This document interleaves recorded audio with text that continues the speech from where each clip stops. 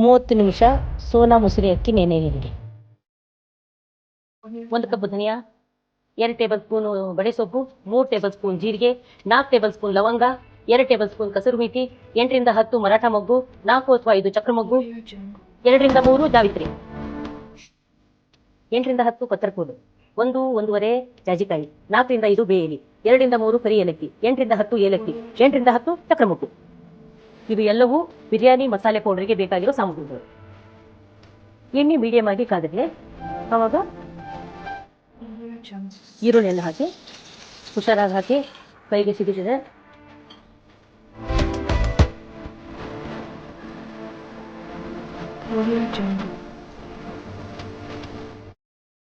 ಈ ರೀತಿಯಾಗಿ ಈರುಳ್ಳಿ ಕರಿದಲ್ಲಿ ಕ್ರಿಸ್ಪಿಯಾಗಿ ಬಂದಿದೆ. ಮಶ್ರೂಮ್ ಅನ್ನು 1ರಲ್ಲಿ 2 ಭಾಗ ಆಗಿ ಕತ್ತರಿಸಿ ಈ ರೀತಿ ಕರಿಬೇಕು. ಕರಿದ ಮಶ್ರೂಮ್ ಅನ್ನು ಈ ರೀತಿ ಆರಲು ಬಿಡಿ.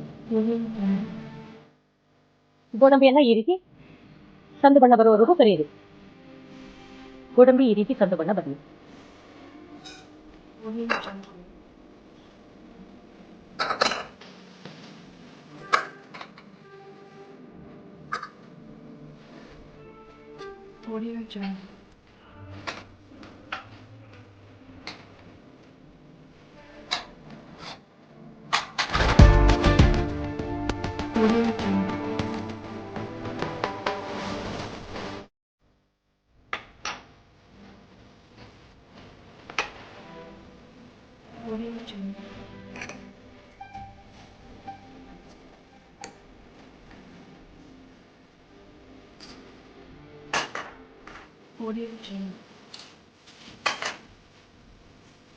ಇವನ್ನ ಡ್ರೈ ರೋಸ್ಟ್ ಮಾಡಬೇಕು. ತುಂಬ ಹುರಿಯೋ ಅವಶ್ಯಕತೆ ಇಲ್ಲ.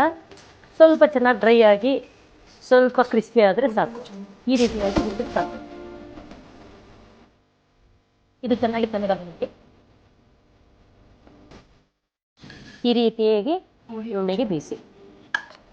ಕುದಿಯೋ ನೀರಿಗೆ 1 ಕಟ್ ಪಾಲಕ್,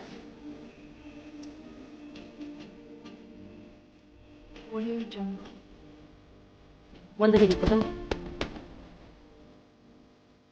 1 ಹಿಡಿ ಪುದೀನ, 1-2 ನಿಮಿಷದ ನಂತರ ಕುದಿಯುವಾಗ 1-2 ಟೇಬಲ್ ಸ್ಪೂನ್ ಕಸೂರಿ. ಈ ರೀತಿ ಕುದ್ದಾಗ ಇಳಿಸಿ ಸೋಸಿದ್ರೆ ಸಾಕು. ಎಣ್ಣೆ ಕಾದ್ಮೇಲೆ ಉದ್ದಾಗಿ ಹೆಚ್ಚಿದ ಈರುಳ್ಳಿ, 1 ಅಥವಾ 2 ಈರುಳ್ಳಿ. ಈರುಳ್ಳಿ ಈ ರೀತಿ ಗುಲಾಬಿ ಬಣ್ಣ ಬಂದ ಮೇಲೆ ಹಸಿಮೆಣಸಿಕಾಯಿ ಪೇಸ್ಟ್. ಹಸಿಮೆಣಸಿಕಾಯಿ ಪೇಸ್ಟ್ ಸ್ವಲ್ಪ ಚೆನ್ನಾಗಿ ಬಾಡಿಸಿದ ಮೇಲೆ ಪಾಲಕು, ಕೊತ್ತಂಬರಿ, ಕಸೂರಿ ಮೇಥಿ ಮತ್ತು ಕೊತ್ತಂಬರಿ ಹಾಕಿದ ಪೇಸ್ಟ್. ಪಾಲಕ್ ಪೇಸ್ಟ್ ಸ್ವಲ್ಪ ಬೆಂದಮೇಲೆ ಶುಂಠಿ ಬೆಳ್ಳುಳ್ಳಿ ಪೇಸ್ಟ್, ಮಾಡಿದ ಬಿರಿಯಾನಿ ಮಸಾಲ ಪೌಡರ್ 2 ಚಮಚ, ಕೊನೆಗೆ 1 ಚಮಚ ಕಸೂರಿ ಮೇಥಿ. ಒಂದು 50% ಬಂದಮೇಲೆ ಈ ರೀತಿ ಬಾಡಿಸಿದ ಮಸಾಲೆ ಹಾಕಬೇಕು. ಶ್ರದ್ಧಾ ಅನುಸಾರ ಉಪ್ಪು. ಈ ರೀತಿ ದಪ್ಪ ತಳದ ಹಂಚು ಸ್ವಲ್ಪ ಫ್ರೀ ಹೀಟ್ ಆದಮೇಲೆ 80% ಅಥವಾ 90% ಆದ ಮೊದಲೇ ಕಲಿಕಂತಹ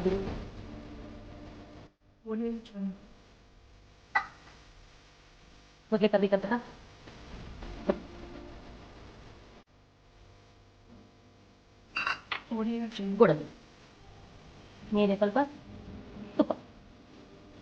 ಈ ರೀತಿ ಮುಚ್ಚಳ ಮುಚ್ಚಿ ಮಿನಿಮಮ್ 15 ನಿಮಿಷ ಹಾಗೆ ಬೇಯಬೇಕು.